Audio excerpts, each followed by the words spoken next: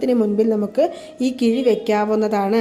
ഇത് ആർക്കു വേണ്ടിയാണെങ്കിലും അല്ല, നമുക്ക് വേണ്ടി തന്നെ ചെയ്യുകയാണെങ്കിലും നമ്മൾ മനസ്സൊരുക്കി പരിപൂർണമായ വിശ്വാസത്തോടു കൂടി മാത്രം ഈ ഒരു വഴിപാട് ചെയ്യുവാനായിട്ട് ശ്രമിക്കുക. ഇനി നമുക്ക് വിനായക ഭഗവാന്റെ മുൻപിൽ ഇരുന്നു കൊണ്ട് താഴെ ഒരു തുണിയോ ഒരു മനപ്പലകയോ ഇട്ട് ഇരുന്നു കൊണ്ട് ഈ മന്ത്രം ചൊല്ലാവുന്നതാണ്. മന്ത്രം എന്ന് പറയുമ്പോൾ 21 തവണ നിങ്ങൾക്ക് കുറഞ്ഞത് ചൊല്ലാം. അതല്ല എന്നുണ്ടെങ്കിൽ നിങ്ങൾക്ക് 108 തവണ ഈ മന്ത്രം ചൊല്ലാവുന്നതാണ്. അപ്പോൾ വരൂ മന്ത്രം ഏതാണ് എന്ന് കാണാം. മന്ത്രം ജപിക്കുമ്പോൾ എണ്ണം കണക്കിലെടുക്കുവാനായി നമ്മുടെ കൈകളിലുള്ള ഏത് ജപമാലകൾ വേണമെങ്കിലും നമുക്ക് ഉപയോഗപ്പെടുത്താവുന്നതാണ്. അപ്പോൾ മന്ത്രം ഇതാണ്: ഓം ഗം ഗൗം ഗണപതയേ വിഘ്ന വിനാശിനേ സ്വാഹ.